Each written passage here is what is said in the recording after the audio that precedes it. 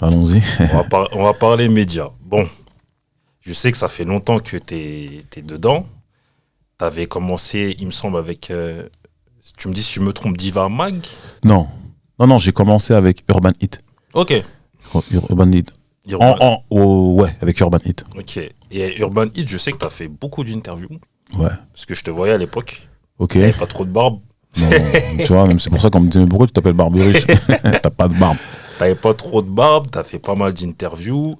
C'est justement, je crois que c'est à ce moment-là, tu disais, toi, c'était le moment sans langue de bois. Ouais, en fait, j'ai l'impression de radoter, mais c'est important que je le dise.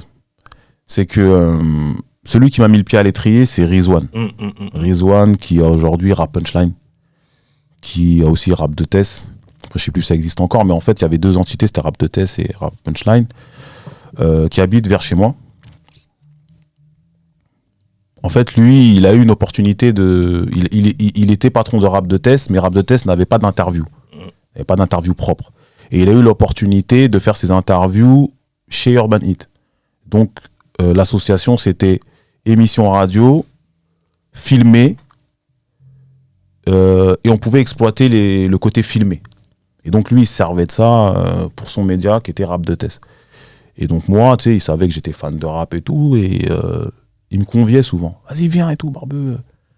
J'ai une émission, viens. Je reçois un tel. Tu sais, moi, j'étais un peu déconnecté du rap à ce moment-là.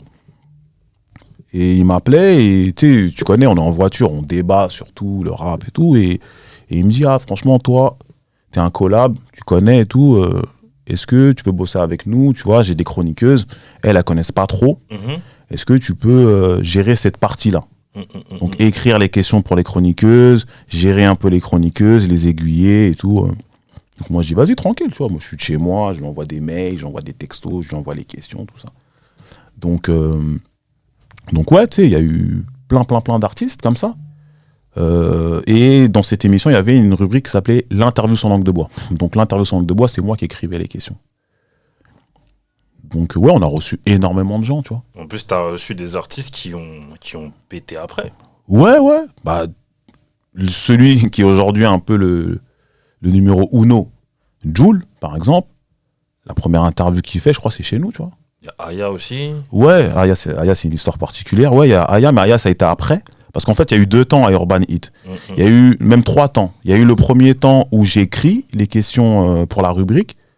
Il y a eu un deuxième temps où Rizwan et Rap de Test arrêtent la collaboration avec Urban Hit.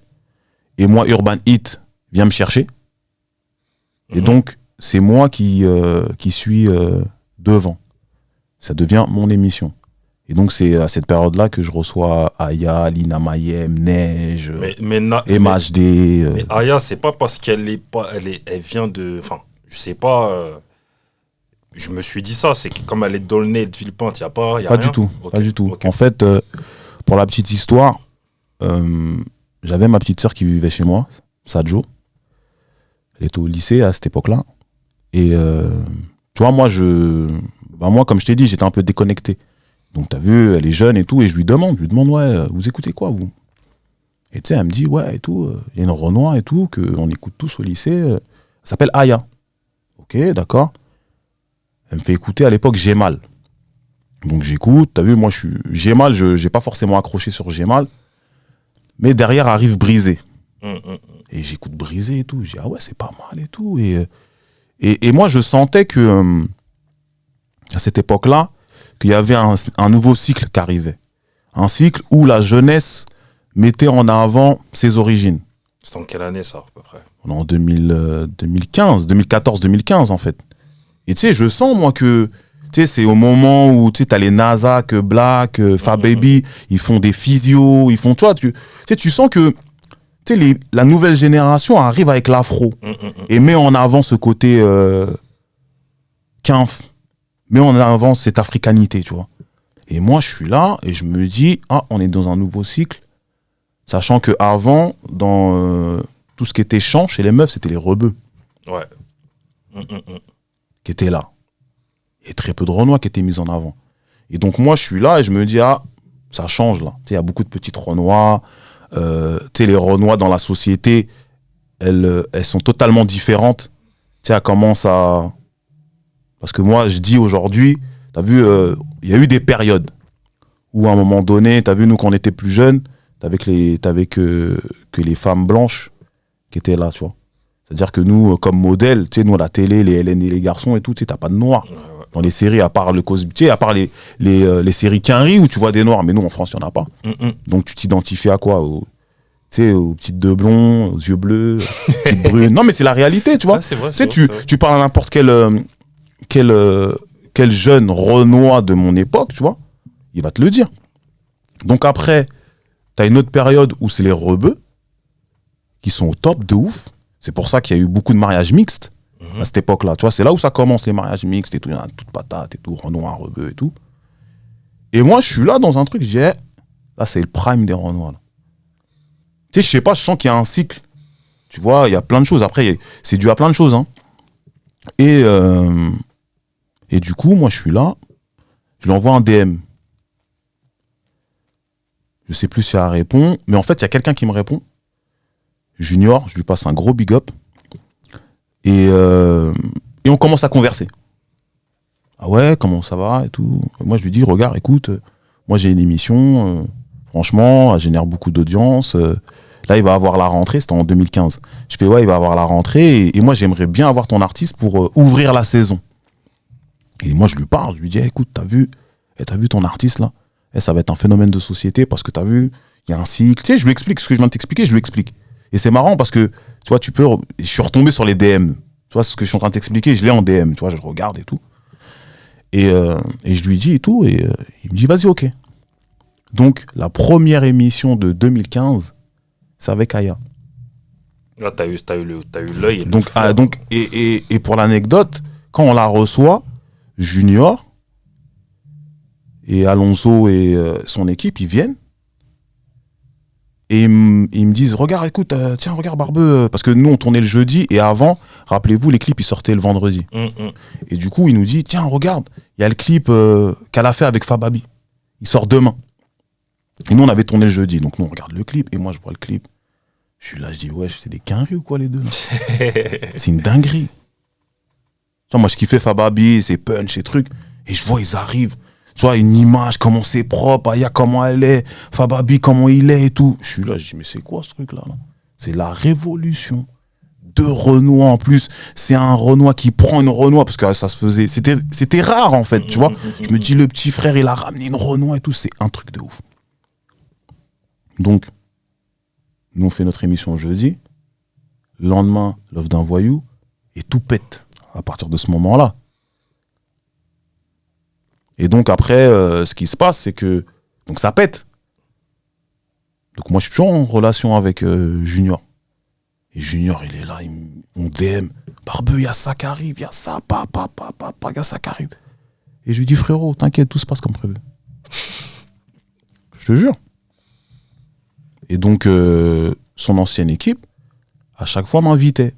Tu sais, donc moi, j'ai plein de photos. Moi, j'ai plein de photos avec elle parce que à chaque fois, son équipe m'invitait. Barbeux, t'as vu, toi, t'as cru. Vas-y, on t'invite. Elle a fait la première partie d'Axel Tony. À la Cigale, boum, il m'invite. Tu vois, à chaque fois, en fait. Et tu sais, moi, par exemple, mes enfants, tu sais, quand ils voient Aya comme ça à la télé, mes filles, elles rigolent. Parce qu'elles l'ont vu au tout départ, tu vois. Elles ont des photos, tu vois, elles sont toutes petites. Tu les vois, elles sont toutes petites. Parce que là, on parle de ça, c'est il y a presque 10 ans. Donc imagine, ça, elles sont toutes petites et tout, tu vois. À chaque fois, je prenais des photos, des trucs. Il y en a certaines que j'ai mis dans mon feed, d'autres que j'ai archivées. Mais à chaque fois, ils m'invitaient. Et donc voilà. Et après, je l'ai reçu pour la sortie de son album, le premier. Et c'était cool, tu vois. Et après, je l'ai pas revu. La dernière fois que je l'ai revu, c'est aux Flammes. Aux Flammes, elle arrive et tout, tu sais, elle monte. Elle grappe du monde et tout. Et tu sais, on se croise. Et vas-y, cool. Tu vois. Ça faisait longtemps qu'on s'était pas vu. On s'est dit bonjour, tout ça, tu vois, grand sourire, et après elle est partie, tu vois, mais ça fait plaisir. Ça fait plaisir parce que. Une reconnaissance. Tu sais, elle, parce qu'elle est très naturelle. Tu sais, moi, je pense que. Tu sais, il y en a beaucoup qui la pensent hautaine. 93. Mais c'est juste le 9-3, frère. Et c'est même pas le fait d'être hautaine, c'est qu'elle est comme ça. Elle est naturelle, c'est-à-dire que il y a plein de choses qui lui tombent dessus, mais elle est juste elle. Ouais, 80. Tu vois, qu'elle serait connue ou pas connue, elle serait comme ça en vrai. Tu vois, donc, et je pense qu'elle n'a pas conscience que c'est un symbole. Parce que c'est un symbole.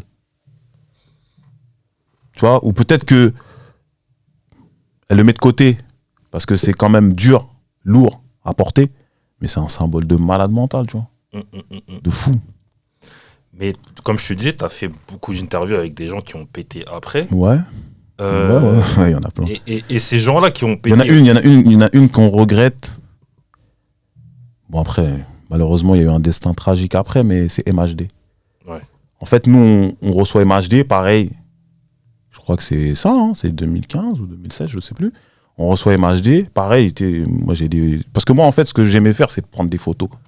Et je me disais pas quoi les photos, après, elles vont rester et que je pourrais les ressortir, mais on a MHD. En plus, c'était le jour où je reçois Mallory. C'est une histoire aussi particulière. On fait l'interview. C'est l'une de ses premières interviews, tout ça. Maintenant, qu'est-ce qui se passe? On perd la bande. Oh. Donc, on a les photos, comme quoi il était avec nous dans les studios, tout ça. Tu sais, moi, j'ai des photos et tout. Mais on n'a pas l'interview en vidéo. Donc, c'est passé à la radio. On n'avait plus la vidéo. Tu vois, donc, on a eu des. Tu sais, par exemple, il y a Neige aussi. Tu vois, Neige. Ouais. Neige, à qui je passe un gros big up. C'est vrai, Neige, Hakim, vraiment, tu vois, parce qu'il y a des artistes qui. On va dire, pas qui oublient, mais tu sais, il y en a certains, tu vois, ils sont pas les reins. Ouais, ceux qui ont pété, ils oubliaient. Ont oublié qu'ils sont passés où ils ont commencé, quoi. Bah, c'est souvent ça, malheureusement. Mais Neige et Hakim, surtout Hakim, c'est une dinguerie. T'as vu, Neige a fait sa cigale. Hakim m'envoie un message. Hakim, son producteur. Il me dit, Barbeux, t'es mon invité et tu viens avec toutes tes filles. Magnifique. Première fois. Donc il y a le concert, tout ça, tu vois. Parce que nous, on était là dans les premiers. Je crois que c'est sa première radio et tout, tu vois. Et pendant le concert, il vient me voir. Je te jure, hein, il m'avait placé. Vas-y, j'étais trop bien. Il me dit, t'as vu, Barbeux, on l'a fait. Hein. Et tu sais, il me dit ça comme ça. Et tu sais, ça m'a touché de ouf parce qu'il m'a associé à son succès. Tu vois, ça m'a touché de fou. Donc la cigale, donc cool, tu vois, on voit Neige et tout, elle fait son truc. Maintenant, elle fait l'Olympia. La veille de l'Olympia, il m'envoie encore un message. Eh Barbeux, Rebelote. tu fais quoi demain? Tu vois ce que je veux dire? Pareil. Donc t'as vu, Neige, Hakim, c'est particulier de fou. Et là, elle a fait Bercy en plus. Ouais, elle a fait Bercy, j'étais à Bercy aussi. Tu vois, et donc il y en a plein, tu vois. Il y en a qui sont reconnaissants. Il y a Lina aussi, tu vois, Lina Mayem. Tu vois, Lina Mayem, c'est pareil, hein, tu vois, Lina Mayem et Moussa, à qui je passe un big up, tu sais, qui s'occupe d'elle aujourd'hui. Tu sais, moi, Moussa, à chaque fois, il me dit, hey, tu sais quoi, quand c'est toi, Barbeux, il n'y a pas de problème. Tu vois, Lina, elle est venue à mon travail. Il y avait une fête, tu sais, on parle du projet de réussite éducative. Il y avait une fête. Elle est venue avec les enfants, donner des cadeaux. Elle a chanté son truc neuf de Yveron, tout ça, tu vois. Mais c'est un truc de ouf. Ah ouais, c'est... Tu vois, il y a des artistes avec qui c'est... Ouais. Après, je sais que tu disais qu'il y avait des artistes avec qui ils faisaient un peu les malins en interview et que... Non, en fait, c'est même pas les malins. C'est pas les malins. C'est pas les malins, c'est que...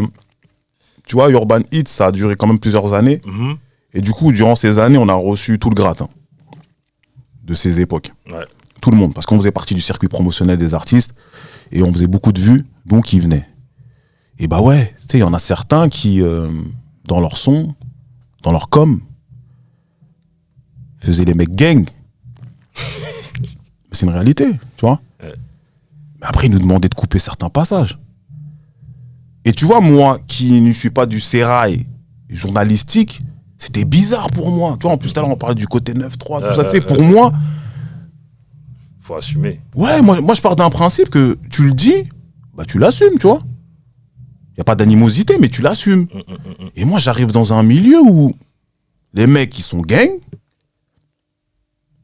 sur disque, mais après, ils font les gangs en interview, mais après, leur attaché de presse, ils nous demandent d'enlever certaines parties. Je dis, mais on est où, là? Ouais. Tu vois, ouais, mais ça va desservir l'artiste. Je dis, mais après, tu sais, nous, on disait, mais nous, là, c'est pas nous qui lui avons dit de dire ça, en fait. C'est lui qui est parti qui est parti en soleil, tu vois, roue libre, il était comme ça, bah, tu vois. C'est lui qui est parti.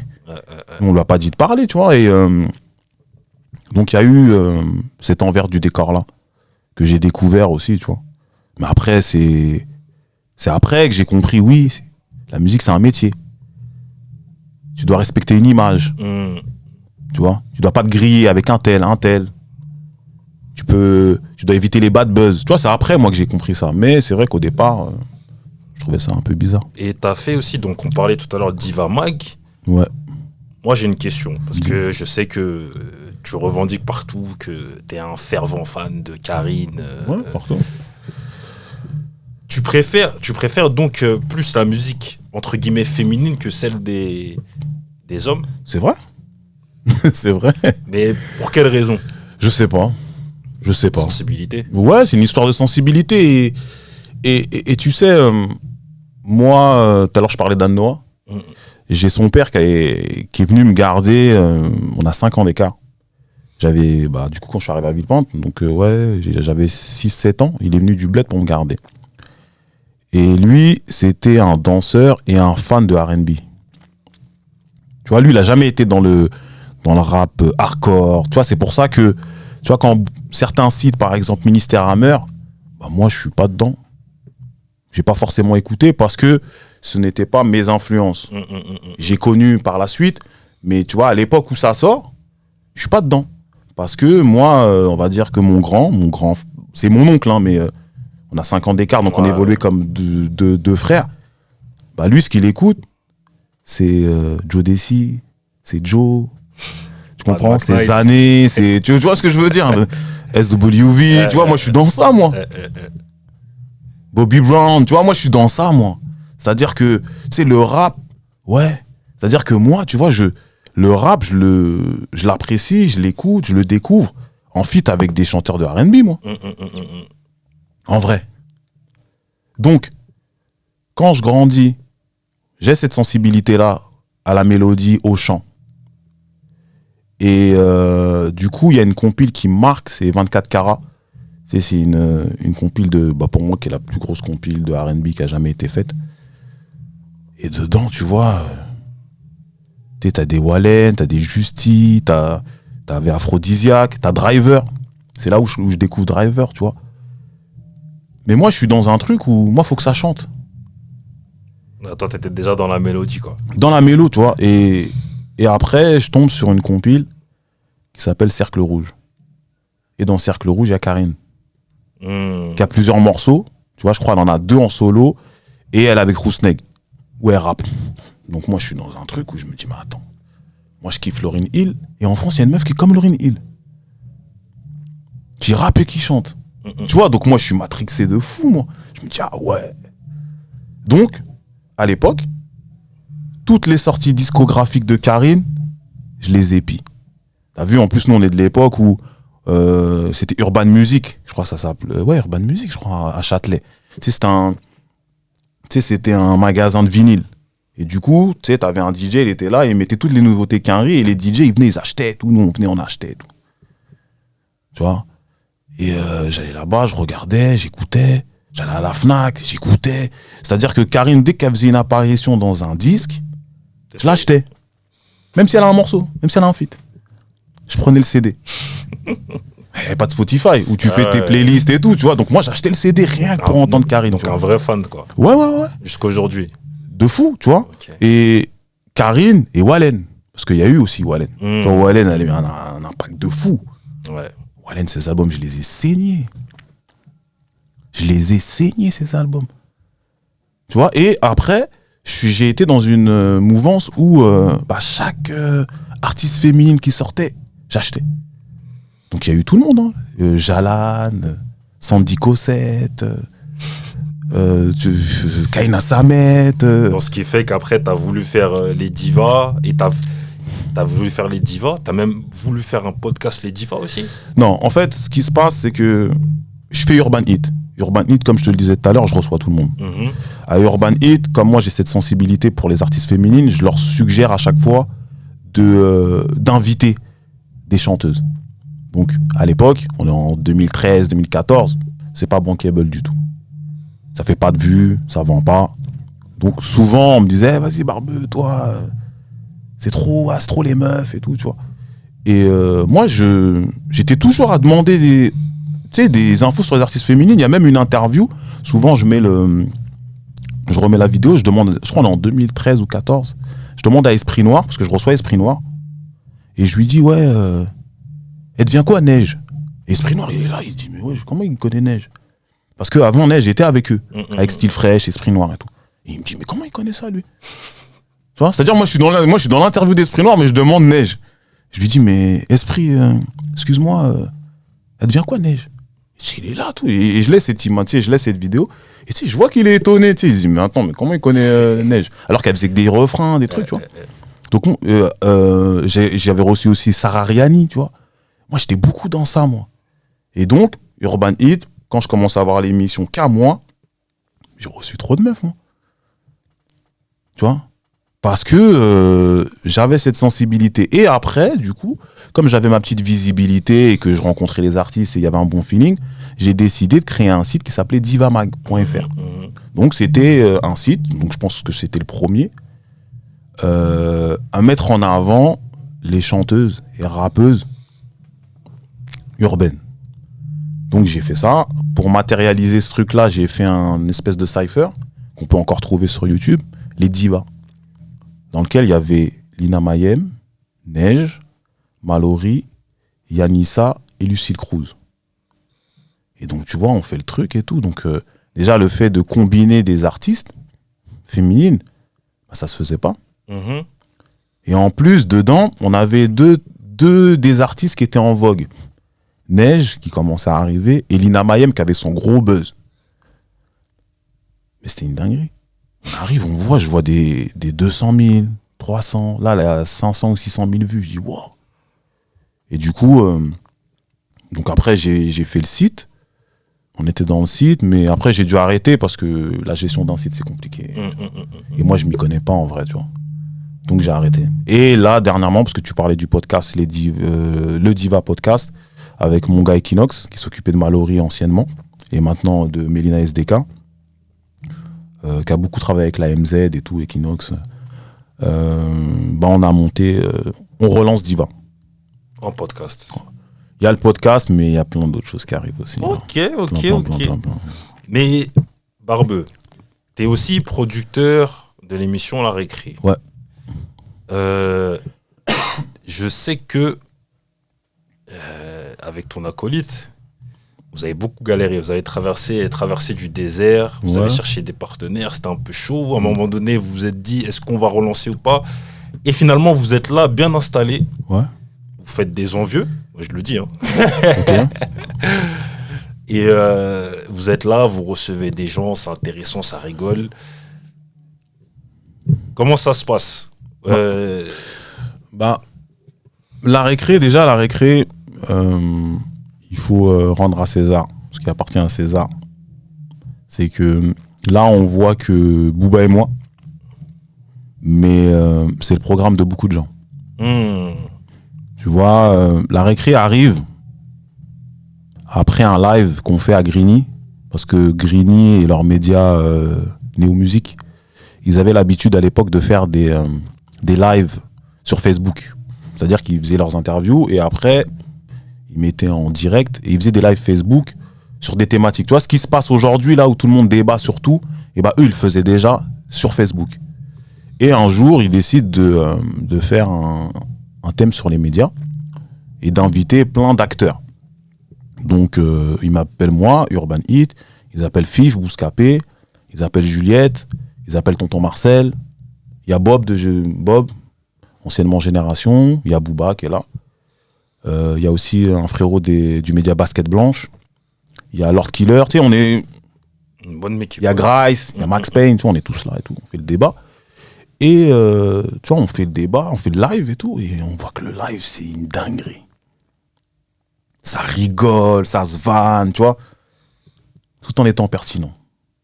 Et tu sais, tous là, on se regarde, tu sais, on sent qu'il y a un truc, Et on sort, et tu sais, on discute et tout, et à un moment donné, tu sais, moi je dis, j'aime bien la remettre cette vidéo-là, parce que c'est important. Je dis, ouais, vous avez vu, là, on a fait un truc, là. Et venez, on matérialise un vrai truc. Donc au début, tu vois, les gens, tu sais, ils sont pas trop... Et finalement, ouais, ok. Nous, on fait ça. Donc après, on se crée un groupe. Et donc on est là, on cherche le nom, la récré. C'est toi qui l'as trouvé? Ouais, je crois, ouais. Booba, c'est ce qu'il dit. Il dit que c'est moi qui avais trouvé la récré. Ok. Et du coup, on se lance dans l'aventure La Récré dans un premier épisode. C'est Juliette qui nous trouve le lieu. Parce que Juliette, tu vois, avec tous ses contacts. Juliette Fievé. Fievé. Gros big up à elle. Parce que franchement, on avait besoin, tu sais, au lancement, d'avoir des appuis solides. Et du coup, je crois que c'est ma chaîne étudiante, MCE. Je crois que c'est là-bas qu'on tourne. Donc on fait un premier épisode où on invite Fred, The Sky, Brice Albin et Narges. Il y a aussi Ami, on fait 2 épisodes, il y a aussi Ami et Six, Siko MC, qui sont là, et Jean-Pascal Zadi aussi. Et du coup, tu vois, on tourne les épisodes, mais on voit que c'est le feu. C'est le feu. C'est brouillon, hein, attention, hein, parce que tu sais, quand je les regarde, je dis, ah ouais, c'est brouillon, mais on sent qu'on tient un truc. Et ce qui était particulier, c'est qu'à cette époque-là, bah, les médias étaient tous chacun de leur côté. Ouais. Tu vois, il n'y avait pas forcément de coopération, de coalition comme il y a aujourd'hui. Tu vois, maintenant, aujourd'hui, les médias, ils travaillent les uns avec les autres, ils se retweetent, repartagent et tout. Tu vois, il y a des collaborations qui se font. Avant, c'était pas le cas. Donc, le fait de nous voir tous comme ça ensemble, bah forcément, les gens, ils se sont dit, c'est quoi ce truc de ouf? Donc, on fait nos épisodes. Mais après, il y a une réalité économique. Ouais. C'est que c'est pas gratuit. Et en plus, on parle de ça en 2017. Donc, tout ce qui est studio, vidéo, podcast, c'est hors de prix. Parce que ça se fait pas. Ou très peu. Donc, t'as vu, les mecs qui ont ce genre de config, ils se touchent sur les tarifs. Nous, on n'a pas d'oseille, nous. Donc, on arrête. Donc, on fait 2 épisodes qui étaient en live Facebook et qu'après, on avait mis sur YouTube, mais on arrête. Donc, pendant ce temps-là, après, chacun va qu'à ses occupations. Il y en a qui arrêtent. Il y en a, par exemple, Juliette a commencé à faire légendes urbaines et tout. Et chacun... Et Booba, il est là, il me dit, Barbeux, t'as vu, faut continuer la récré. Donc au début, je le suis. Donc on va voir des mecs, il y a des mecs qui nous proposent de produire la récré. Tu vois, on va chez des gens, on discute. Mais rien de concret. Moi, j'ai dit impulsif. J'ai dit à Booba, laisse-moi tranquille. En plus, c'était une période où je pars d'Urban Hit. Tu vois, ça se passe pas très bien. J'arrête les médias, tu vois. Je dis, vas-y, fuck les médias, vas-y, c'est un monde de ouf. Il y a que des ouf. Vas-y, j'arrête, je repars à ma vraie vie, tu vois. Donc j'ai dit à Booba, laisse-moi tranquille. J'ai arrêté Urban Hit, je fais plus d'interviews, je suis plus dans les médias. Vas-y, laisse-moi, pourquoi tu veux que je revienne dans ce bourbier? Donc, tu vois, au départ, je suis dans cette démarche-là. Et Booba... Et là, non, vas-y, Barbeux, lâche pas, t'as vu, on tient un truc. Et il s'avère que, et c'est un truc de fou, quand je la raconte celle-là, c'est que il y a des mecs, en fait, qui m'avaient envoyé un message en DM. Ils m'envoient un message, tout ça. Et moi, je suis chez moi, tout ça, avec ma famille, et je reçois des amis. Et il y a le mari de mon ami, tu vois, que je connaissais pas, que je découvre. Il me dit, Barbeux et tout, ça me fait plaisir et tout, je regarde tes interviews, tout ça. Mais j'ai des potes à moi qui t'ont envoyé un DM il y a 1 an. Ah ouais? Ouais, si, il s'appelle un tel et tout. Donc moi, je repars dans les trucs. Tac, je regarde. Et en effet, on m'avait envoyé un DM. En fait, il y a 2 mecs qui m'ont envoyé un DM pour produire la récré. Ok, d'accord. Donc les mecs, je prends contact avec eux. Je les rencontre. Une première fois, on se rencontre, je crois que c'était à la sortie des RC. Tu sais, on leur donne rendez-vous. J'étais avec Booba, on leur donne rendez-vous devant et tout. Ouais. Premier contact. Et après, ils nous proposent, voilà, nous, on est intéressés. Le concept de la récré, c'est une dinguerie. Nous, on a la logistique et on a les fonds. Nous, on est là. On nous dit, le problème, c'était financier. Et c'était de trouver... Et c'était la logistique, le problème. Donc, vas-y. Nous, on arrive avec le concept, on va constituer une équipe et vas-y, on arrive. Donc, le deal, c'était, ils financent, donc ils ramènent toute la logistique, et nous, on s'occupe du contenu et de l'équipe. Donc c'est pour ça qu'on appelle driver. Eux, ils appellent Ismaël, qui est aujourd'hui un Move. J'appelle Lena, Mao. Starting Block, on voulait Piggy, mais Piggy, il nous a snobé. Il y avait Piggy, normalement, qui devait être là, mais il n'était pas dispo. Mekolo,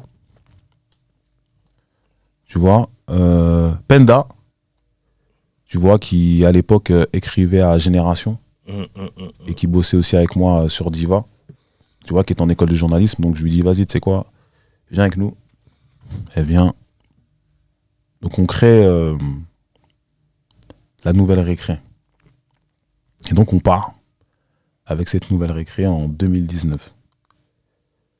Donc on fait la récré et tout, ça se passe bien, tout ça. Donc au début, ça a du mal à prendre, parce que forcément, 2 ans après, on est à une autre époque en réalité, parce que je te disais qu'on faisait ça sur Facebook avant.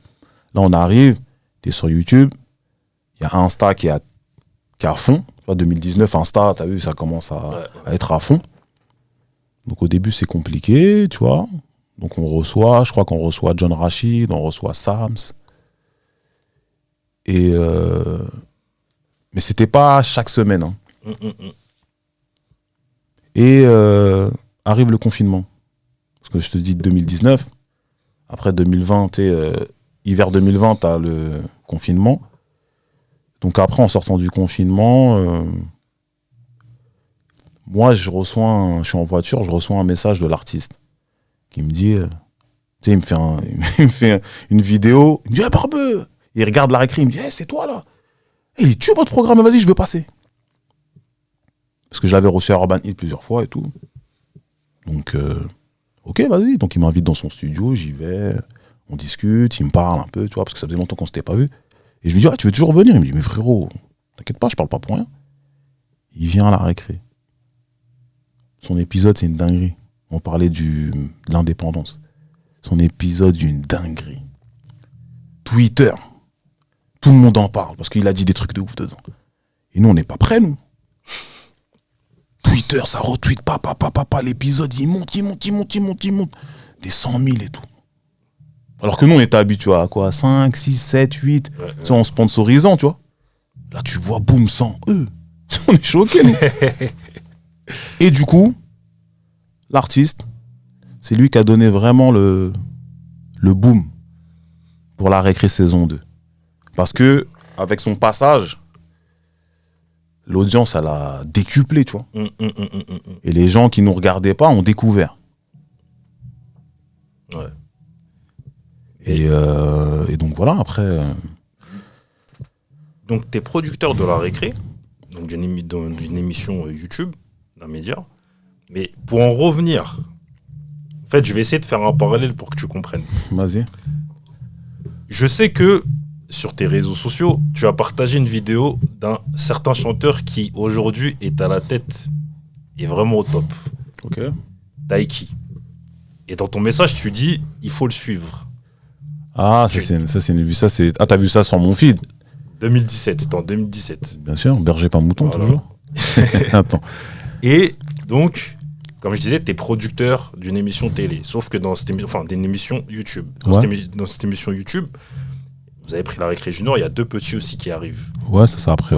Que vous avez repéré.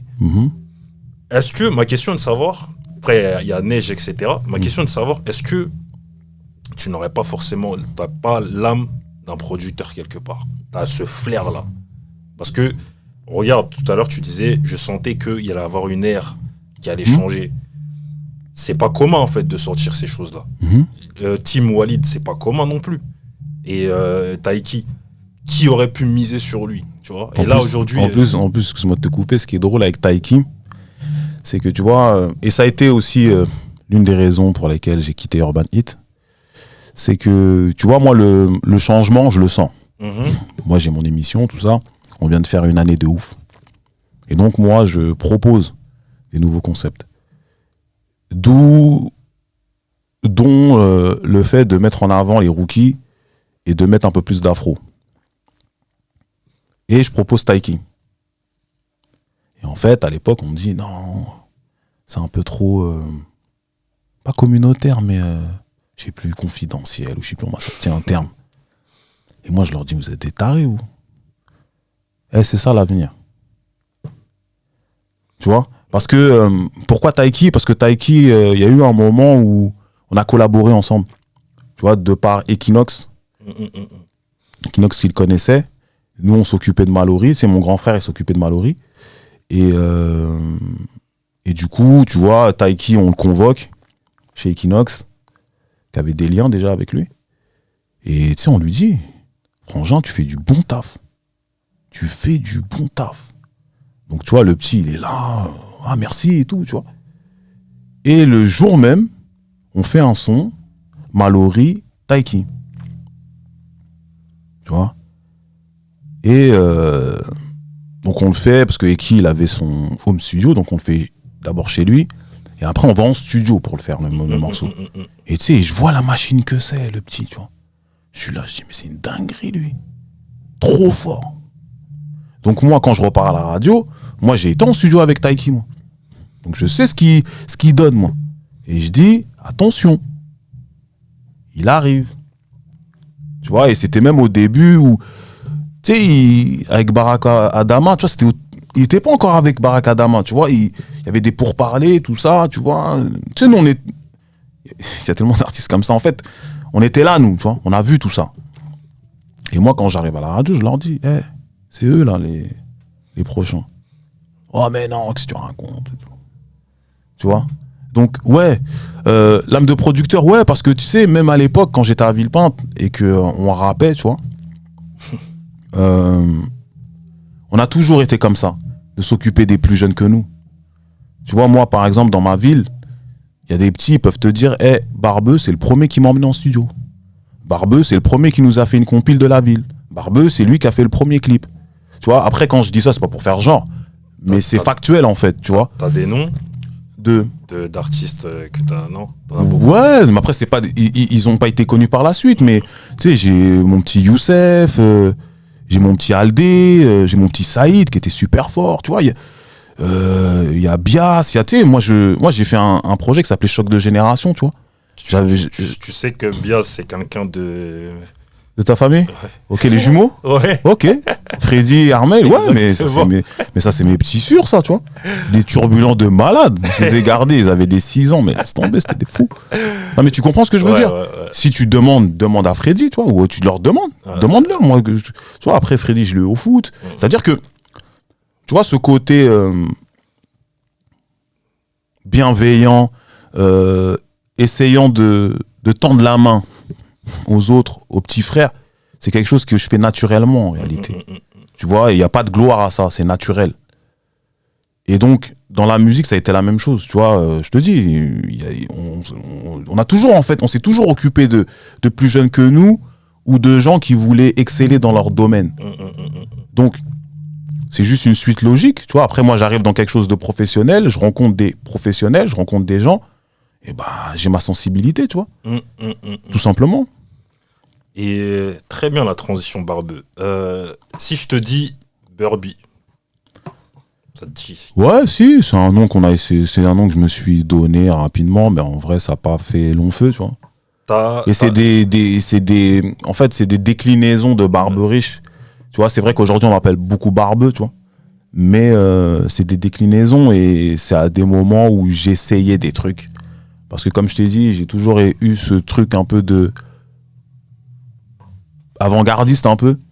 Donc On a essayé des trucs, tu vois, le truc de rap chanté, tout ça là. J'ai entendu. Tu vois ce que je veux dire, même si c'était pas Sur du remix Marvin. ouais, tu sais, c'était pas forcément qualitatif. Maintenant avec le recul, mais on s'essayait à des trucs. Tu vois, c'est-à-dire que moi j'étais dans un truc où je me disais, t'as vu les chanteurs à un moment donné ils vont chanter, les rappeurs ils vont chanter. La chanson en fait elle rentre dans la tête bizarrement. Tu sais, j'écoutais, je fredonnais moi-même, Ouais. tu vois. Tu vois. Donc on s'essaye à des trucs, tu vois. Ouais. Tu sais là à l'époque où aujourd'hui maintenant on parle de top line, Ouais. mais ça on le faisait à l'époque déjà, tu vois. Tu sais moi par exemple tu sais tu me mets en studio, tu me laisses en studio, mais je peux te pondre un titre. Et je peux faire pondre un titre à quelqu'un. Je le écris normal, moi, en vrai. Il va falloir un peu de temps, parce que ça fait longtemps que j'ai laissé ça, tu vois. Mais, tu vois, c'est des trucs qu'on a toujours fait, en réalité. Tu gardes cette âme d'artiste. Oui. Mais, donc, tu rappais. T'as rappé. Quelles étaient tes ambitions en tant que rappeur? Est-ce que tu voulais percer? Parce qu'il faut le dire aussi, t'as aussi des grands frères Ouais. qui sont très connus, qui ont percé dans la musique. Ouais. T'as voulu suivre ce chemin-là ou t'as fait ça pour le plaisir? Non, après, tu sais, quand t'es jeune, tu le fais pour faire. Ouais. Bien entendu que tu parles de percer. Ouais. Tu sais, tu le dis. Mais on n'a jamais... Tu sais, moi, quand je réfléchis, je me dis heureusement que j'ai pas percé dans le rap. Non, sérieusement. Pourquoi? Non. Tu sais, la vie d'artiste, c'est compliqué. Je préfère avoir ma vie, en vrai. Ouais. Tu sais, je préfère être comme je suis, là. Et moi, je me suis toujours dit que j'allais mener mon exposition, ou ma carrière, je sais pas comment on peut appeler ça, de la même manière que si j'étais un artiste. C'est pour ça que j'ai un gimmick. C'est pour ça que j'ai une image particulière et que, tu vois, quand tu vois un mec au béret, lunettes, fin, à la barbe, tu sais que c'est moi. D'ailleurs, pourquoi tu portes toujours un béret? Parce que j'ai la calvitie, tout simplement.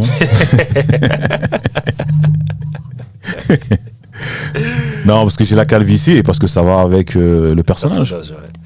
Mais donc, t'as l'âme d'un producteur pour moi, t'as l'âme d'un artiste. Donc, on rappelle que tes frères, c'est les 2 balles, Jekyll et DOC. Ouais, et que j'ai aussi un autre grand frère aussi. Ouais, qui chante effectivement. Ouais, Chouga d'Aphrodisiaque. Exactement.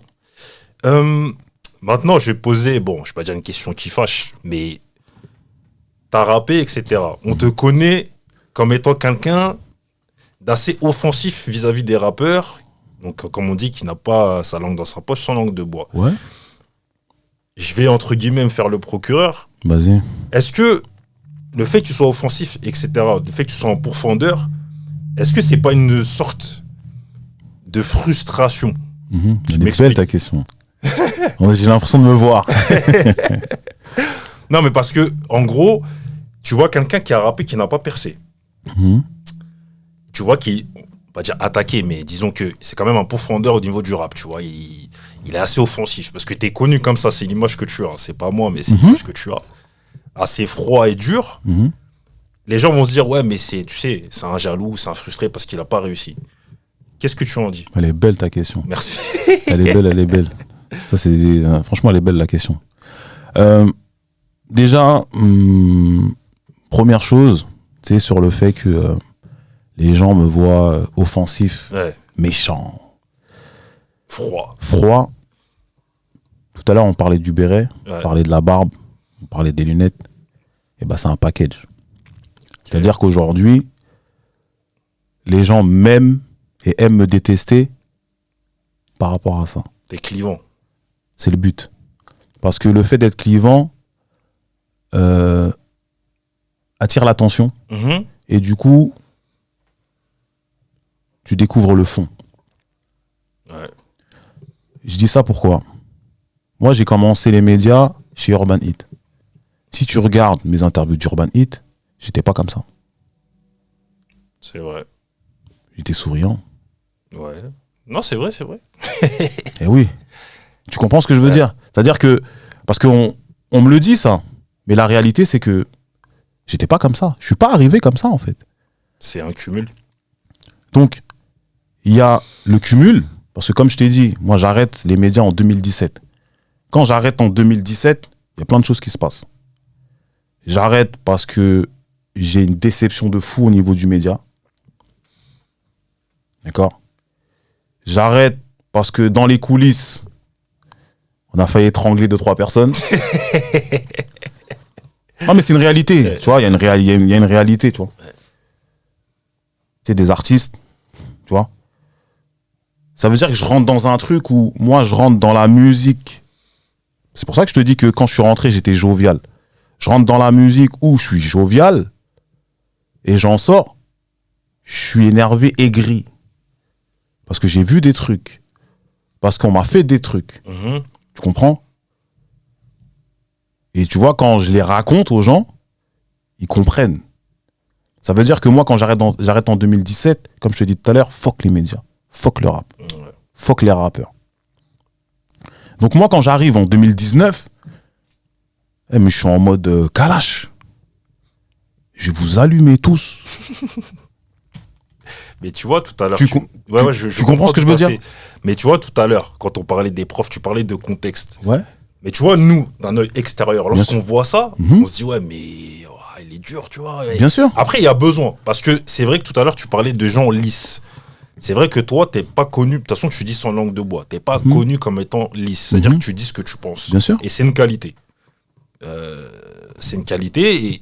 Et le truc, c'est que c'est vrai que d'un œil extérieur, quand on connaît pas le contexte dont tu viens de parler, bien sûr, on se dit, ouais, mais des fois, ouais, il abuse, tu vois. Non, parce que je vais te donner tu sais, on va être très, très factuel et c'est une période qui est lointaine. Et en plus, j'ai une amie qui me dit toujours, vas-y, arrête de parler de cette période. Parce que c'est lointain. Mais je suis obligé d'en parler pour que les gens comprennent. T'as vu, moi, j'arrive dans les médias par hasard. J'arrive dans les médias, on fait des scores de ouf. On fait des 500 000 vues, on fait des 200 000 vues. Tu sais, moi, je connais pas, moi. Parce que moi, j'arrive dans les médias, je suis déjà vieux. Donc moi, je connais pas la hype, je connais pas tout ça, moi. C'est-à-dire que moi, je fais mon émission, je fais mes 400, mes 500 000 vues, après je rentre chez moi. Je suis pas forcément sur les réseaux, donc moi, je vois pas l'impact. L'impact, je la vois aujourd'hui. Quand je croise des gens qui me disent, ouais, j'étais au lycée, je te regardais. C'est là où je vois l'impact. Mais moi, à cette époque, moi, c'est juste une récréation. Mais quand maintenant, t'as ces chiffres-là et que on te fait comprendre qu'on peut te remplacer du jour au lendemain, que t'as pas forcément de valeur et ainsi de suite. C'était là, tu dis, mais comment? Tu vois? En plus, je suis impulsif. Tu comprends ce que je veux dire? Ouais. Non, il y a eu des situations compliquées, tu vois. Je dis, mais attends, c'est un ouf, lui. Tu comprends pas? Quand maintenant, on fait des choses et que t'as des artistes qui veulent sortir du contexte, mais que frérot, ce contexte-là, on le connaît par cœur. Donc vous n'allez pas nous impressionner. Et qu'à un moment donné, je me dis, t'as vu, si la musique c'est ça, je préfère rentrer dans ma vraie vie. Ouais. Si c'est pour avoir tout ça, là, tous ces désagréments, tu vois, tous ces côtés négatifs, moi là-bas, je suis rentré dedans pour que ce soit une récréation. Pas pour que j'ai des histoires avec des rappeurs, tu vois, susceptibles ou que... Tu comprends ce que je veux dire? Donc, je dis, vas-y, fuck, laisse-moi rentrer dans ma vie de tous les jours. Parce que, t'as vu, le problème, c'est que, et je te parlais d'impulsivité, c'est que t'as vu, le rap, c'est une industrie, c'est de la musique, c'est du divertissement, c'est un travail. Il faut pas que ça aille au-delà, en vrai. Tu sais qu'on rentre dans un truc très négatif. Donc moi, je me suis dit quoi? Tu sais quoi, je me mets sur le côté. C'est mieux. Tu vois? C'est mieux parce que, tu vois, nous, on est exposés, mais nos amis, ils sont pas exposés, eux. C'est-à-dire que moi, quand je rentre au quartier et que je dis, t'as vu lui, il m'a dit quoi, lui? T'as vu lui, il a fait quoi, lui? Mais non! Vas-y, tu sais quoi, viens, on y va. Tu réfléchis. Ouais. Tu te dis, mais non, vas-y, tu te dis, vas-y, c'est du pipi de chat, en vrai, tu vois.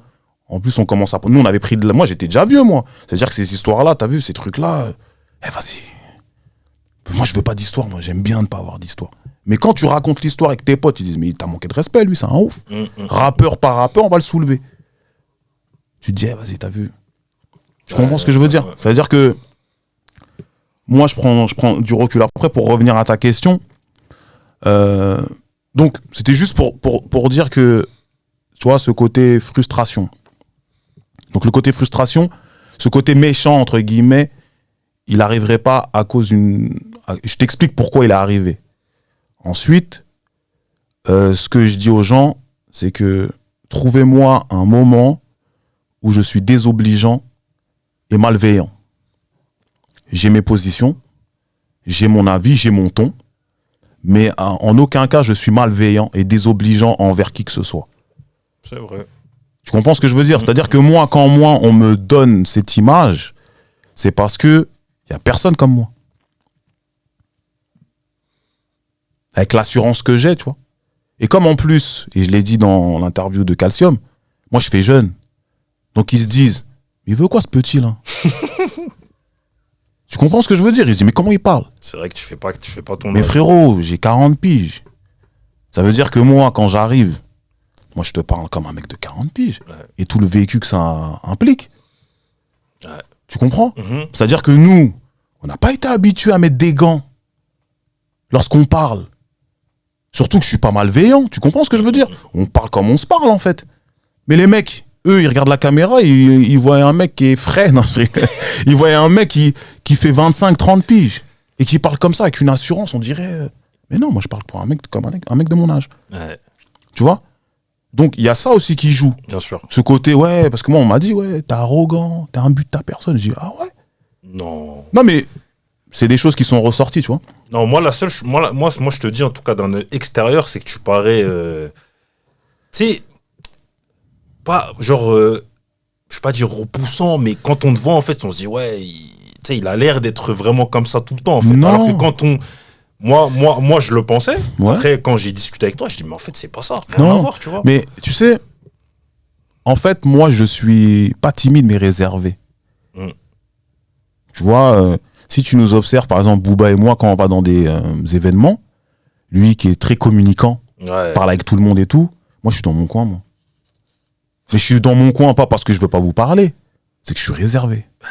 Et donc, comme on a l'exposition avec, et que dans la tête des gens, lorsque tu es exposé, tu dois parler à tout le monde, moi je suis dans mon coin, bah, les gens ils disent ouais, ils se la racontent. Mais je suis réservé en vrai.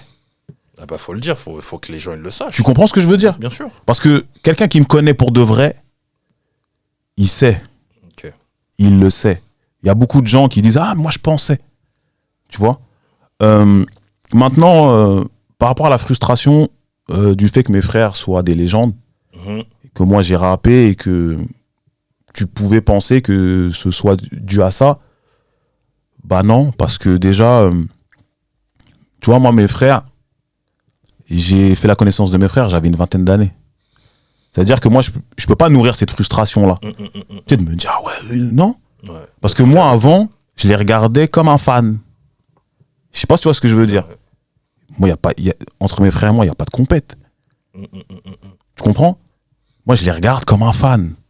Pourquoi? Parce que à l'époque où eux, ils pètent, et bah, je sais pas que c'est mes frères. Ou en tout cas, on se connaît pas. Bah, ménage à trois. Tu comprends ou pas? C'est-à-dire que moi, je suis là, en plus, t'as vu, à leur époque, vas-y, c'était un bordel de fou. Donc, dans toutes les banlieues, on parlait d'eux. Donc, forcément, nous aussi, on parlait d'eux. Mais je savais pas que c'était mes frères, moi. Tout à l'heure, je te parle de 24 carats. Dans 24 carats, il y a Trouve-moi un job de Aphrodisiaque. Il y a mon frère dedans. Donc, moi, je suis fan de mon frère. C'est beau quelque part. Non, mais tu comprends ce que je veux dire? Donc, la frustration, elle peut pas arriver. Ouais. Moi, je suis fan d'eux, moi. C'est-à-dire que, tu vois, mes frères, ce qui est un truc de fou, et c'est pour ça que nous, je nous appelle la famille Jackson. Parce que, tu sais, là, il y a mes frères, mais on a des neveux. Dany Santé, on a Mélina, qui est notre cousine, tu vois. Il y en a plein comme ça qui sont dans la musique. Mais le truc, c'est quoi? C'est que moi, à la base, avant de les connaître, je suis fan d'eux. Ouais. Bissot, de Baldenec, tu vois, moi, je raconte toujours cette histoire. C'est que moi, j'apprends que Jekyll et DOC, c'est mes frères, dans Cut Killer Show, Hip Hop Soul Partie 3. Parce qu'il y a le morceau 100 degrés à l'ombre. Et que, tu vois, à l'époque, il y avait les CD. À l'intérieur, tu as les crédits avec les noms de famille des gens. Maintenant, tac, moi, je regarde les crédits. Maintenant, je vois le nom de mon père. Et c'est là que je sais que c'est mes frères. Tu comprends? Donc, c'est impossible qu'il y ait cette frustration-là. Au contraire, tu vois. Moi, je suis fier, moi, d'être leur frère. Ouais, bien sûr. Tu vois? Et si tu regardes bien, même si on n'a pas forcément grandi ensemble, on a des liens dans les tempéraments. Tu vois, eux, ils ont toujours été anti-système un peu. Indé, je le suis. Mon frère Cyril, qui est aphrodisiaque R&B, eh ben, j'ai cette sensibilité-là. sans avoir grandi avec eux. Ouais. Tu vois ce que je veux dire? Ouais. Mais en fait, en tout cas, quand je parlais de frustration, c'est pas forcément. Enfin, oui, il y a les explications de ton frère, mais c'est plus l'histoire de savoir qu'il a été rappeur, qu'il n'a pas percé. Non, parce que c'est moi-même. Après, effectivement, Moi-même, j'ai arrêté parce que j'étais nul. Non, mais c'est une façon de dire que non, tu sais, c'est des trucs d'ado. Tu vois, c'est des trucs d'ado. Ça m'a construit, ça m'a fait, ça a permis beaucoup de choses. Tu vois, au niveau même social, au niveau de notre ville. Tu vois, le fait d'avoir rappé, d'avoir fait un collectif qui s'appelait Flow du Bled. Non, moi j'ai aucun regret avec tout ça. Hein. Parce que si je l'avais pas été, je serais pas le Barberiche d'aujourd'hui. Tu comprends? Parce que, comme je t'ai dit, on est passé par là. Donc les studios, on connaît. Réaliser des titres, faire ci, l'écoute et tout, on connaît. Analyser des choses, on connaît. Mais c'est grâce à cette période-là, en fait, tu vois. Donc non, ça me dérange pas. On arrête parce que c'est plus pour nous. Vas-y, on était nuls. Et puis voilà, tu vois. On est obligé de parler de ton acolyte, ton binôme. Ouais. Le Boobatman, comme je l'appelle. Ouais. Donc, moi, en fait, je sais que vous vous êtes rencontrés dans le cadre du travail à Villepinte, ça je le sais. Même pas. Ah. Non, mais ouais. Je crois qu'il y a une histoire de... Vous connaissez la maman de ses enfants, un truc comme ça? Non, en fait, Booba arrive sur Villepinte. Ouais. Il vit avec une amie d'enfance. Maintenant, cette amie d'enfance avait une grosse association à l'époque. Et elle avait des volontés œuvrées au niveau associatif. Et l'idée qu'ils avaient, tous les deux, c'était de monter un observatoire de la jeunesse. Okay. Et c'est un truc de fou parce que là, je m'en rends compte, l'observatoire de la jeunesse, donc je te parle de ça il y a plus d'une dizaine d'années, c'est ce qui est en train de se faire aujourd'hui dans beaucoup de communes, les assises de la jeunesse. C'est-à-dire que l'observatoire de la jeunesse, c'était pendant des élections municipales, c'était de recueillir la parole, les volontés des jeunes, pour soumettre ça aux candidats, pour qu'ils répondent à ses besoins. Donc on se découvre à cette occasion. Il y a une conférence de presse avec des journalistes, et on nous demande, tu vois, de participer. Alors que nous, on voulait juste leur donner on leur donnait un coup de main comme ça, nous, en vrai, tu vois.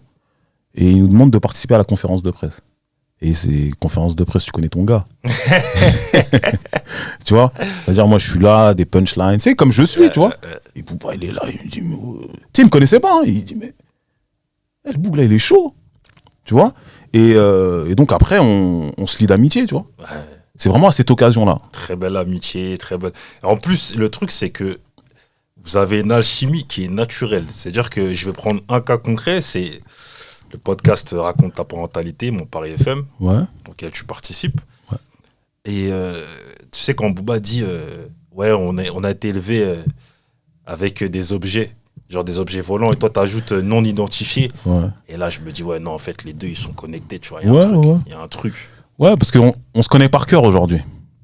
Tu vois, Booba, souvent, lorsqu'on discute, parce qu'on s'appelle tous les jours, comme si on était des meufs.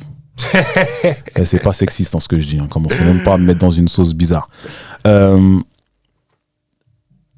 chaque fois, tu sais, on discute de plein de trucs. Il me dit, Barbeux, apaise ton cœur. Tu sais, il me dit tout le temps ça. Il me dit, Barbeux, il est sage. apaise ton cœur. Parce que tu vois, moi, j'ai ce côté-là, un peu de spi. Vas-y. Et lui, il me dit, Barbeux, c'est pas grave. Tout le temps, c'est pas grave. Et moi, par contre, je lui dis, Booba, sois un peu plus dur. Tu vois ce que je veux dire? C'est-à-dire qu'on se complète en réalité. Il y a des situations où je dois apaiser mon cœur, comme il dit, mais il y a des situations où lui, il doit être un peu plus dur ou un peu plus méfiant. Tu vois, donc on se complète. C'est vrai qu'il est il est trop gentil, Booba. Tu vois, donc on se complète. Donc c'est pour ça que quand il a dit objet volant non identifié, parce qu'on se connaît par cœur. Ah, j'ai rigolé, franchement. Mais moi je l'ai reçu, tu vois. On a fait une sacrée causerie, franchement. Et je le remercie, Batman. moi, en fait, Booba, je le rencontre parce que je devais lui dire, je lui ai pas dit, mais je le rencontre je crois, mai 2022 ou avril 2022, dans le cadre d'une séance dédicace, justement, du livre de Driver. Et je parle avec lui, tu vois. Je lui dis, ouais, et tout, je regarde ce que tu fais, telle interview et tout. Il vient prendre attache avec moi et il me disait un jour, ouais, tu vas participer à Disons-nous les choses, tu vois. Et ça, en fait, je sais pas ce qui s'est passé, mais ça a nourri un truc en moi. Et genre, quelques jours après, j'étais là, je me suis dit, ouais, non, faut que je crée un podcast, en fait. Mais c'est-à-dire que Booba, de manière indirecte, à travers certaines réflexions, et puisque moi, je nourrissais ça depuis, en fait, il a réveillé quelque chose, tu vois. Ouais. Donc, dédicace, Boobatman, le vieux père, chef du vieux père gang. Black the D. Ouais. Après, ça m'étonne pas. C'est-à-dire que, tu vois, c'est pour ça que je dis berger, pas mouton. C'est-à-dire que on doit être guide. Ouais. Tu vois, donc il y a plusieurs lectures de berger, pas mouton. On doit être guide, on doit être avant-gardiste, Ouais. et on doit pas faire comme les autres. Et on doit vous donner envie, surtout. On doit vous donner envie. C'est-à-dire que, tu vois, nous, notre mission première, et nous, on a un groupe qui s'appelle Les Missionnaires.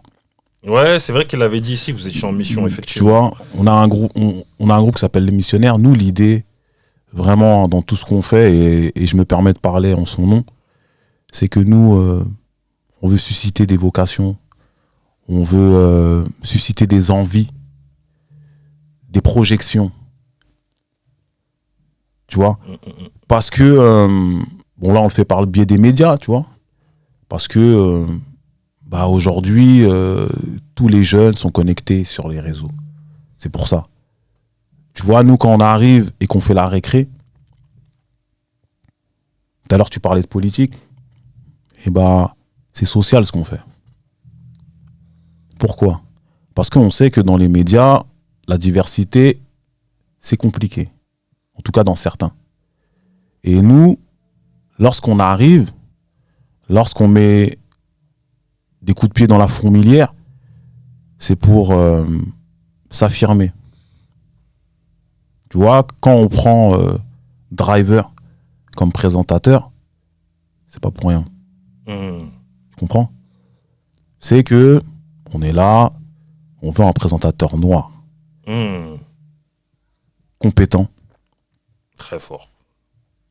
Mais on veut, parce que nous, on sait que la récré doit avoir cette vocation-là, à susciter des vocations auprès des nôtres. Bien entendu que le programme, il est ouvert à tous, parce que, tu vois, si tu regardes même la composition, nous, on est ouvert. Ouais. Tu vois. Mais, malgré tout, malgré cette ouverture, on nous a taxé de programmes pro-Renoir, tout ça, tu vois. Alors que si tu regardes la composition, t'as vu, t'as Amy, Elsa, t'as eu Ismaël, Mahmoud, Tim, Walid. Tu vois, Walid, Tim, tu vois. En fait, en réalité, on a toujours eu cette mixité. Même les premières, tu vois. Mais les gens, on a l'impression qu'ils font abstraction de tous les autres, mais ils ne voient que nous parce que ça dérange. Tu vois. Donc nous, on est contents lorsqu'on voit des petits refs comme toi qui nous disent, parce qu'on en rencontre beaucoup, tu sais quoi, vous nous avez donné envie. Vous nous avez donné envie. En tout cas, vous nous avez montré que c'était possible. Tu vois, on parle souvent de représentation. Si tu vois pas, toi tu te dis que c'est pas possible pour moi. Sinon, il y en aurait déjà. Exact. Mais quand tu vois, tu te dis, ah ouais, c'est lourd ce qu'ils font. Ah bah moi aussi j'ai une idée. Et nous, ce qu'on dit, en plus, une phrase que je dis souvent, c'est que la génération future doit être meilleure que la précédente. C'est-à-dire que vous devez être meilleur que nous. C'est un devoir. Pourquoi ? Parce que vous allez être meilleur. La génération qui va arriver après va, dans l'idée, vouloir être meilleur que vous, et ainsi de suite. Et c'est comme ça que tu arrives à l'excellence. Tu vois, en tout cas, moi, c'est l'idée vraiment première de tout ce que je fais. Tu vois, moi, j'ai pas... Tu sais, des fois, je vois des gens qui sont là, bien assis dans leur siège, ils veulent pas partir et tout. Ouais, t'as vu, moi. C'est pour ça que... Moi, je dis, moi, je veux que mes petits soient meilleurs que moi. Ouais. Tu comprends ? Meilleurs que moi. Parce que on a un rôle social aujourd'hui. Ce dont tu parlais tout à l'heure avec les profs, ouais. On a un rôle social aujourd'hui. Tu sais, de montrer à des jeunes que c'est possible, avec de l'acharnement, de la détermination, de faire des grandes choses. Tu vois, nous, la récré, quand on croise quelqu'un qui est très identifié dans le milieu, qu'on connaît pas. Hein. Ah, c'est vous, hein, les mecs de la récré et tout. Et votre émission, elle est culte. On est là, tu vois. Ah bon? On s'en rend pas compte, nous. Ouais. Et bah, tu vois, quand on nous dit ça nous fait plaisir. Pas par orgueil. Tu vois? Mais parce qu'on se dit, ah, ça veut dire que ça va toucher des gens. Et que notre mission, elle est en bonne voie. C'est ça l'idée, tu vois. Non, moi en tout cas, je tenais à le remercier chaleureusement. Paix et amour sur toi, mon frère. Barbeux, séquence lecture. Est-ce que Vas-y. tu as 3 livres à recommander, s'il te plaît? Franchement, moi, je lis pas. T'en as même pas un? Il y en a un que j'ai lu, mais ça fait longtemps. C'est un livre de Michael Moore Ok. qui était sur... Parce qu'il y a eu le documentaire 9/11, mais je sais plus si le livre il s'appelle comme ça. Mais je sais qu'à l'époque, Sans rapport avec le 11 septembre. ouais, ce livre-là, en fait, je l'ai lu. J'étais à la fac. Et je l'ai lu parce que, bah, tu vois, nous, tu sais, 2001, tout ça, on est dans la vingtaine. Pour moi, c'est un événement qui a changé la face du monde. Tu vois, en plus, c'était le début de ce concept de chaîne info, là. Tu vois, de voir des choses en continu, c'était une dinguerie. Tu sais, nous, on voit, tac, tu vois des millions de fois les avions, qui tapent les tours, tu vois. Donc, ouais, il y a ce livre-là. Après, je suis pas lecture, en vrai. Non, mais c'est déjà bien. Ouais, tu sais, je suis comme je l'ai dit, tu vois, moi je vais pas faire le mytho. Si, moi, t'as vu, Aimé Césaire, tu vois, un truc, tu vois, pour faire le. Tu vois ce que je veux dire? Non. Et je pense que j'arriverai à la lecture plus tard, tu vois, Ouais. un peu plus vieux, quand je serai posé dans mon rocking chair. Tu sais, je sais que je vais lire, mais je suis pas un bouc de la lecture. Tu vois, je préfère, par exemple, regarder un reportage. Je préfère Non, mais quelqu'un me parle. c'est une façon en fait de se cultiver. Il y a plusieurs manières de se cultiver. Exactement. Les gens ils pensent, il n'y a pas que les livres. Moi, je suis les deux, perso, tu vois. Mais il y en a qui sont plus livres, il y en a plus documentaires. Exactement. Mais tant que tu le cultives, c'est le plus important. C'est ça. En tout cas, comme tu sais, l'autre il repart pas sans un bouquin. Même si tu lis pas, Ok. Non, mais c'est le tien, je vais le lire, toi aussi. j'espère que tu l'as pas Tu déjà. vois, nous, on veut inspirer les frères, on veut pas les rendre fauchés. Il est quand même un peu lourd. Tiens, Ok. tu l'ouvres, tu le montres à la caméra et tu lis le titre, s'il te plaît. Bien emballé, hein. Ah ouais. Ah oui. Ok. Ok. Alors, 90, 99, une décennie de rap français, l'abécédaire du son. Et bah, tu sais quoi, t'as mis dans le mille, parce que ça, c'est le genre de livre que je peux lire. Parce que j'ai eu on m'a aussi donné celui de Demolition. ok. Tu vois, j'étais à leur release party, j'ai eu. Tu dois regarder page 61, c'est intéressant. 61. Ouais. Mais merci pour ce livre, parce qu'en plus, j'en parlais avec Raphaël. Raphaël Dacruz, qui est vraiment un journaliste que j'affectionne énormément. Un mec super cool. Et on parlait de ce livre, tu vois. Ah bah écoute, il est tien. Hein. Ok. Ça dit quoi, page 61? De Baldeneg. Bah, tu vois. Voilà. Tu vois. Non, mais ça, c'est des... Tu vois, ça, les livres comme celui-ci, ça fait partie de l'histoire. Tu vois, ces livres-là, nous, en amateurs de rap, de hip-hop, on est obligé de les avoir, en vrai. Parce que ça raconte une partie de l'histoire de choses qui nous ont faites. Tu vois, moi, je le dis souvent, le rap m'a fait parce que je pense que j'aurais été différent. Tu vois, le fait d'écouter certains artistes comme Kerry, comme les Deux Balles, comme Mystique, comme Fab, comme Wallen, comme Karine. Tu sais, ça te façonne quand même, d'une manière, tu vois. Comme Solar aussi, parce qu'on l'oublie beaucoup, comme Solar. Donc ouais. Un de plus. Voilà, hein, écoute, ça fait. Après, je vais pas te dire où je trouve ma bibliothèque. Mais. Parce que tu sais, ma bibliothèque, elle est où? Elle est dans les toilettes. Mais attention, elle est dans les toilettes, pas parce que les livres sont de la merde. Elle est dans les toilettes parce qu'on passe beaucoup de temps dans les toilettes. Et du coup, on se pose, on lit. Ah bah là, en tout cas, t'as de quoi faire. Ouais. T'as de quoi faire. En tout cas, ça me fait plaisir. Ça te Non, fait plaisir. merci à toi. Et Barbeux, j'ai une question. Mohamed Ali disait qu'il aurait voulu qu'on se souvienne de lui comme ayant gagné plusieurs fois le titre de champion du monde, comme quelqu'un de jovial, de marrant. Mm-hmm. Toi, comment t'aimerais qu'on se souvienne de toi? Comme quelqu'un de bon et de juste. Tu vois? Parce que, tu vois ce que tu disais sur... ouais, on te voit de cette manière. Et bah, tu sais quoi, on me voit même dans la vie de tous les jours de cette manière. Ok. Parce que, comme je te le disais, et tu vois, ça n'a rien à voir avec le rap, c'est que moi, je suis réservé. Je suis dans mon coin. C'est-à-dire que tu trouveras jamais quelqu'un qui va te dire lui, il m'a fait ça. Tu sais, je mets au défi, là. Quelqu'un dire, ouais, tu vois, il m'a voulu du mal. Tu vois, moi, je suis dans mon coin. Tu vois, jusqu'à aujourd'hui, tout à l'heure, j'ai donné mon âge. Je suis là, j'ai pas d'histoire, je suis dans mon coin, tu vois, j'embête personne. Donc,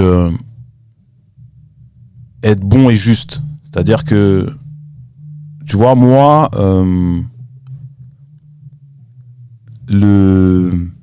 cette phrase qui aime bien châtie bien, je pense qu'elle me définit. Moi, je suis très dur avec les miens. Très dur. Mais parce que je les aime, tu vois. Moi, mes filles, je suis dur avec mes filles. Je peux rigoler avec mes filles, délirer, comme je te l'ai dit tout à l'heure, aller leur acheter, avoir des achats compulsifs pour leur acheter des trucs. Mais être super dur. Tu vois, même en venant tout à l'heure, là, je les ai déposés, avant de venir, je les ai déposés à l'école et je leur ai fait une remontrance, tu vois, avant d'aller à l'école. Tu vois, bon, c'est pas recommandé, mais parce que, tu vois, tu sais, la vie, elle est dure. Et je pense que il faut préparer les gens à ça. Faut pas que les gens se leurrent, tu sais, à être dans un truc, un folklore, un truc, tu vois. C'est cool. Oh, aujourd'hui, on est la musique la plus écoutée, c'est cool, on est accepté. Là, c'est du vent, frère. On est peut-être la musique la plus écoutée, mais c'est pas pour autant que dans la société, on nous accepte. Ils acceptent la musique, mais pas votre personnalité. Tu comprends? Personne, ouais. Ils acceptent la musique, mais ils ne t'acceptent pas. Exact. Toi, celui qui fournit cette musique. Tu comprends? Ça veut dire que moi, c'est peut-être aussi une éducation. Parce que ma mère est comme ça. Tu vois? Mais ouais. Qu'on se souvienne de moi comme quelqu'un de bon et de juste. Parce que ce que je fais me semble juste et ne sera jamais malveillant. Donc voilà. Qu'est-ce qu'on peut te souhaiter? Qu'est-ce qu'on peut me souhaiter? Tu vois, moi, moi je suis quelqu'un de pépère, moi, en vrai. Quelqu'un de simple. C'est-à-dire que ce qu'on peut me souhaiter, c'est d'être heureux, tout simplement. Tu vois, moi, je suis même pas dans l'oseille, des trucs comme ça, je m'en bats les reins, moi. Je te dis la vérité. Moi, mes cartes bleues, c'est pas moi qui les ai. Regarde, je t'ai dit tout à l'heure. Je t'ai dit ou pas la galère que je t'ai dit la galère que j'ai eue tout à l'heure en venant ici. Tu vois? Moi, tu vois, je suis dans un truc où moi, je suis heureux. Tu vois? Avec de quoi subvenir aux besoins des miens. Tu vois? Construire une petite baraque au Congo, comme j'ai dit tout à l'heure. Une au Galsen, une au Congo. Tu vois, tranquille. Ici, je l'ai déjà. Mais et tu sais, de vivre paisiblement. Moi, c'est ça, tu vois, être paisible. Moi, j'aime pas les histoires, en vrai. Tu sais, être paisible. C'est ça qu'on peut me souhaiter. Vivre paisiblement. Bah écoute, c'est tout le mal qu'on te souhaite. En tout cas, ça a été un plaisir de causer avec toi, d'échanger avec toi. Ouais, moi aussi. Tu vois, ça a pris du temps, mais... Non, c'est cool. En plus, on a abordé différentes choses et tout. Donc, c'est cool. Moi, on aurait pu parler encore pendant des heures, tu vois. Pas de problème. On a déjà beaucoup parlé. Ouais, j'imagine. C'était Cause Monote, l'émission qui prône la vulgarisation et la transmission pour l'élévation, en espérant que vous avez appris des choses et éventuellement sur vous-même. Prenez soin de vous et des vôtres. À très bientôt.